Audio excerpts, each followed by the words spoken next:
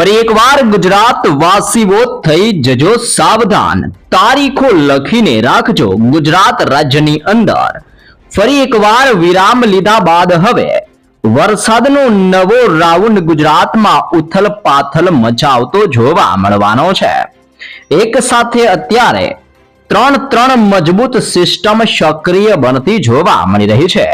સિસ્ટમનો ઘેરાવો બંગાળની ખાડીના ક્ષેત્રથી અરબી સમુદ્રના દરિયાની અંદર સતત પોતાનું હલચલ અને તોફાન વધારી રહેલો જોવા મળી રહ્યો છે।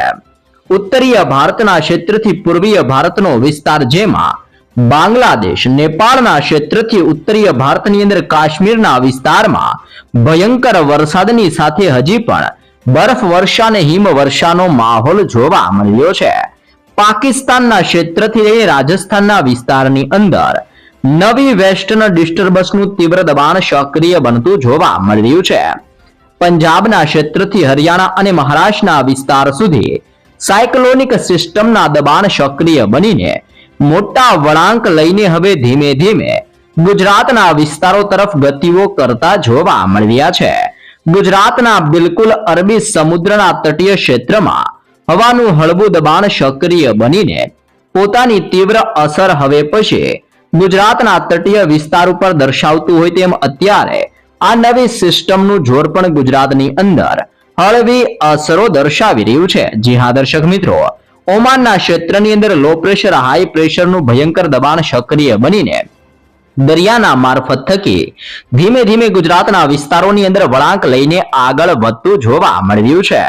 આમ મોટા વળાંક અને મોટા વિરામ લીધા બાદ ગુજરાત રાજ્યની અંદર આજથી લઈને આવનારી 24 તારીખ સુધીની અંદર ફરીથી વાતાવરણની અંદર પલટાવ આવતો હોય તેમ હળવા વાદળોના ઝુંડ ઘેરાવાની સાથે ગુજરાતના સંપૂર્ણ ક્ષેત્રની અંદર તોફાન વધતું જોવા મળવાનું છે। જેમાં વિસ્તારોની આપણે વાત કરીએ તો કચ્છના સંપૂર્ણ ક્ષેત્રમાં, ઉત્તરીય ગુજરાતના ક્ષેત્રથી સૌરાષ્ટ્રના દરિયાઈ કાંઠાના વિસ્તારની અંદર તોફાન સક્રિય બનવાની નવી શક્યતાઓ જાહેર કરવામાં આવી રહી છે। જી હા દર્શક મિત્રો, આ સંપૂર્ણ વિસ્તારની અંદર અત્યારે મજબૂત સિસ્ટમનો ઘેરાવો અને સિસ્ટમનું દબાણ સક્રિય બનતું હોય તેમ અત્યારે ગુજરાતના વિસ્તારની અંદર પવનની તીવ્રતાની અંદર પણ મોટા હલચલ અને મોટા બદલાવો આવી રહેલા જોવા મળી રહ્યા છે। આપણે અત્યારે ગુજરાતના તટીય વિસ્તારોની વાત કરીએ તો અરબી સમુદ્રના દરિયામાંથી ફૂંકાતો આ પવન સીધો જ ગુજરાત સાથે ટકરાતો હોય તેમ અત્યારે 25 થી લઈને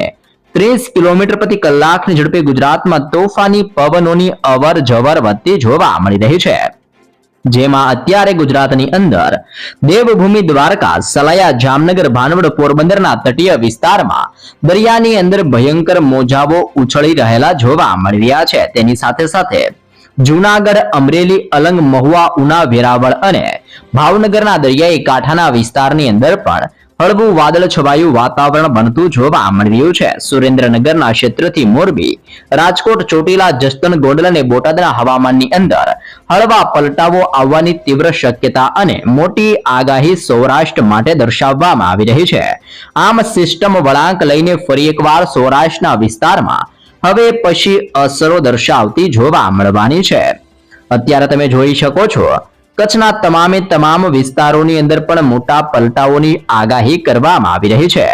ઓમાનના તટીય ક્ષેત્ર, કરાચીના વિસ્તાર અને તુર્બેટના વિસ્તારમાંથી હવાનું હળવું દબાણ આગળ વધીને કચ્છના વિસ્તારની અંદર હવે પછી ત્રાટકવાની તૈયારી કરતું જોવા મળી રહ્યું છે। અને અત્યારે કચ્છની અંદર માંડવીના ક્ષેત્રથી ગાંધીધામ, રાપર વિસ્તારથી ખાવડ, બાડેલી, નળિયા અને લખપતના વિસ્તારની અંદર મોટો પલટાવ આવતો હોય તેમ કચ્છના આ વિસ્તારોની અંદર તોફાની પવનોની તીવ્રતા સાથે સિસ્ટમની અસરો અને આવી રહેલા વાતાવરણની અંદર મોટા પલટાઓને લઈને કચ્છનું હવામાન પણ પલટાવાની તાજી આગાહીઓ કરવામાં આવી રહી છે।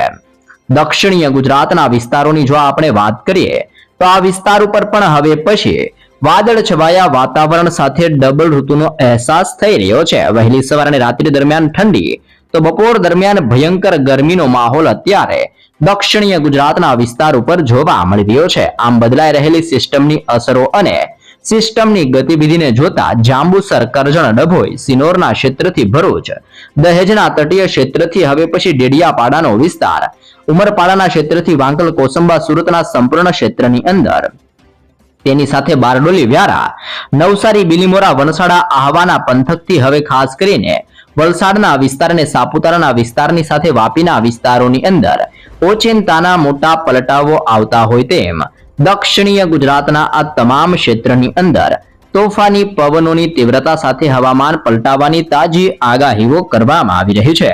મધ્ય ગુજરાતની અંદર ફરીથી ગરમીનું ધીમે ધીમે જોર વધતું જોવા મળી રહ્યું છે અને ગરમીની અંદર 2 થી 3 ડિગ્રી સેલ્સિયસની વધારા થવાની આગાહીઓ કરવામાં આવી રહી છે.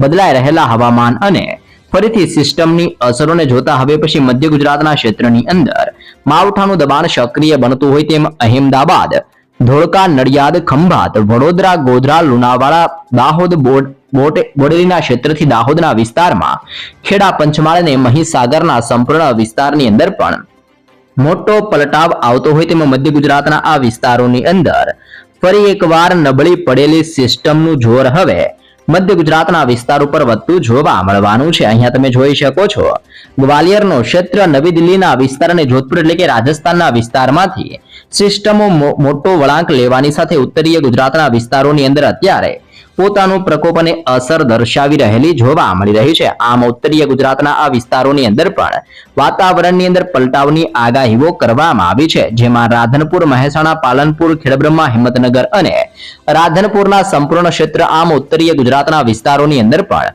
હળવા માવઠા વરસવાની આગાહીઓ કરવામાં આવી રહી છે. આમ ગુજરાતના સંપૂર્ણ ક્ષેત્રની અંદર વધી રહેલી સિસ્ટમની અસરો અને બદલાઈ રહેલા હવામાનને જોતા હવે પછી ગુજરાત રાજ્ય ઉપર માવઠાનો એક નવો જ રાઉન્ડ શરૂ થતો જોવા મળવાનો છે. આ નવા રાઉન્ડની અંદર જેમ જેમ સિસ્ટમનું જોર ગુજરાત ઉપર તીવ્ર બનશે અને સિસ્ટમ મોટો વળાંક લઈને આગળ વધશે તેમ તેમ ગુજરાત રાજ્યની અંદર ખાસ કરીને હવે 24 તારીખ, 25 તારીખ ને 26 તારીખના રોજ વાતાવરણની અંદર મોટો પલટાવ આવતો જોવા મળવાનો છે. તે ઉપરાંત હવે પછી આગામી એપ્રિલ મહિનાની શરૂઆતની સાથે પણ ગુજરાતની અંદર સતત કમોસમી વરસાદ વરસવાની શક્યતાઓ જાહેર કરવામાં આવી રહી છે.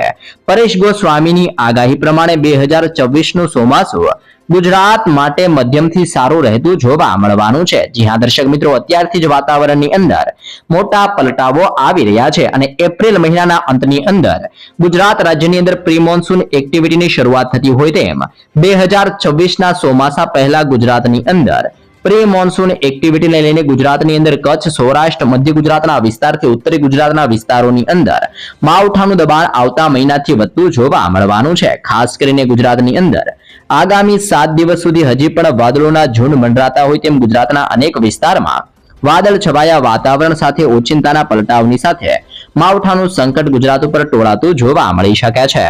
જી હા દર્શક મિત્રો, ગુજરાતની અંદર ફરી એકવાર માવઠાની તલવાર ટોળાતી જોવા મળી રહી છે. અંબાલાલ પટેલની આગાહીથી ખેડૂતોની અંદર ફરી એકવાર ચિંતાનો માહોલ જોવા મળી રહ્યો છે. વાવાઝોડા અને તોફાની પવનોના ભયંકર સંકેતો ગુજરાત માટે દર્શાવવામાં આવી રહ્યા છે. આગાહીકાર અંબાલાલ પટેલની ફરી એકવાર નવી અને તાજી આગાહી સામે આવી રહી છે. હવામાન નિષ્ણાંત અંબાલાલ પટેલની આગાહી મુજબ ગુજરાતની અંદર ફરી એકવાર વાતાવરણની અંદર મોટા પલટાવો આવવાને લઈને મોટી અને ચિંતાજનક આગાહી કરવામાં આવી રહી છે. માર્ચ મહિનાના અંતથી લઈને જૂનની શરૂઆતની સાથે ગુજરાતના હવામાનની અંદર ઓચિંતાનો પલટાવ જોવા મળવાનો છે, જેમાં વેસ્ટર્ન ડિસ્ટર્બન્સના કારણે કમોસમી વરસાદ અને દરિયાની અંદર ચક્રવાતી પરિભ્રમણો આવવાની આગાહી કરવામાં આવી છે. ઉનાળાની શરૂઆતની સાથે રાજ્યની અંદર વારંવાર આકરી ગરમી પડતી જોવા મળી રહી છે અને વારંવાર વાતાવરણ બદલાતું જોવા મળી રહ્યું છે. હાલ બદલાઈ રહેલા વાતાવરણ અને પડી રહેલી વાતાવરણની અંદર આવી રહેલી મોટી પલટાવ અને મોટા બદલાવને લઈને સામાન્ય લોકો પણ અત્યારે ચિંતાની અંદર મુકાઈ ગયા છે. તે બધાની વચ્ચે નવી વેસ્ટર્ન ડિસ્ટર્બન્સની અસરને લઈને ફરી એકવાર વાદળછાયું વાતાવરણ બનતું જોવા મળવાનું છે. વાતાવરણની અંદર પલટાવની આગાહી અંબાલાલ પટેલ દ્વારા કરવામાં આવી છે. આજે એક મધ્ય કક્ષાનો પશ્ચિમીય વિક્ષેપ એટલે કે વેસ્ટર્ન ડિસ્ટર્બન્સ સક્રિય બનતો જોવા મળી રહ્યો છે, જેની અસર ગુજરાતની અંદર અત્યારે ઓછી જોવા મળી રહી છે. પરંતુ દેશની અંદર ઉત્તરીય પર્વતીય વિસ્તારની અંદર ભારે બરફવર્ષા થતી જોવા મળી રહી છે. ત્યારબાદ રાજ્યની અંદર 24 માર્ચ આસપાસ બીજી પશ્ચિમીય વિક્ષેપ આવતી જોવા મળી શકે છે, જેના કારણે ઉત્તર ગુજરાત અને મધ્ય ગુજરાતના ક્ષેત્રથી કચ્છના ભાગોની અંદર વાદળ છવાયું વાતાવરણ જોવા મળવાનું છે. આ વાદળો આગામી દિવસોની અંદર દેશના અનેક વિસ્તારની સાથે ગુજરાતના હવામાનની અંદર પણ મોટા પલટાવ લાવતું જોવા મળવાનું છે. એપ્રિલ મહિનાની શરૂઆતની સાથે તોફાની પવનો અને પ્રી મોન્સૂન એક્ટિવિટી સક્રિય બનવાની આગાહી કરવામાં આવી રહી છે. જી હા દર્શક મિત્રો, પ્રી મોન્સૂન એક્ટિવિટી સૌથી મહત્વની વાત એ છે કે 24 માર્ચ બાદ રાજ્યની અંદર મોટું વાતાવરણ પલટાતું જોવા મળવાનું છે. માર્ચની અંદર અંતિમ સપ્તાહની અંદર વાતાવરણની અંદર પલટાવ આવતો જોવા મળવાનો છે. એપ્રિલ મહિનાની અંદર તેની ભારે અસર જોવા મળી શકે છે, જેમાં ખાસ કરીને 4 એપ્રિલ થી 10 એપ્રિલ વચ્ચે આવતા પશ્ચિમીય વિક્ષેપો ગુજરાત અને સૌરાષ્ટ્રની અંદર ધબધબાટી બોલાવતા જોવા મળવાના છે. આ દરમિયાન પવનની ગતિ 40 થી 50 કિલોમીટર પ્રતિ કલાકની ઝડપે રહેવાની આગાહી કરવામાં આવી રહી છે. સાથે સાથે પ્રી મોન્સૂન એક્ટિવિટીના કારણે અનેક વિસ્તારમાં માવઠું પોતાની તીવ્ર અસર દર્શાવતું જોવા મળવાનું છે. અત્યારે પણ જોઈ શકો છો ભિન્ન ભિન્ન ક્ષેત્રની અંદર સિસ્ટમનું દબાણ વધતું જોવા મળ્યું છે. મે અને જૂન મહિનાની અંદર ચક્રવાત આવવાનો મોટો ખતરો ટોળાઈ રહ્યો છે. ચોમાસા પહેલા દિવસોની અંદર એટલે કે ચોમાસાના પહેલા દિવસોની અંદર જ તોફાન આવતું જોવા મળવાનું છે. આંબાલાલ પટેલના જણાવ્યા અનુસાર 20 એપ્રિલથી જૂનની શરૂઆતની સાથે બંગાળના ઉપસાગરમાં ભયંકર ચક્રવાત વાવાઝોડું સક્રિય બનવાની શક્યતાઓ દર્શાવવામાં આવી છે. એટલું જ નહીં, મે મહિનાથી લઈને જૂન મહિના દરમિયાન અરબી સમુદ્ર અને બંગાળના ઉપસાગરની અંદર નવી સિસ્ટમો સક્રિય બનતી જોવા મળવાની છે. આ સમયગાળા દરમિયાન દરિયાની અંદર સક્રિય બનતા લો પ્રેશરના કારણે ચક્રવાતની અંદર તીવ્ર દબાણ વધતું જોવા મળવાનું છે, જેની અસર ગુજરાતના દરિયાઈ કાંઠાના વિસ્તારો પર જોવા મળવાની છે. ખેડૂતોને પણ ખાસ સાવચેત રહેવા માટે અત્યારથી જ સલાહો આપવામાં આવી રહી છે અને પોતાના પાકોને સલામત સ્થળ ઉપર ખસેડવા માટે પણ ખાસ સૂચનાઓ આપવામાં આવી રહી છે. આમ રાજ્યની અંદર બદલાઈ રહેલા હવામાનની વચ્ચે ફરી એકવાર નવા માવઠાનો ખતરો ટોળાતો જોવા મળી રહ્યો છે.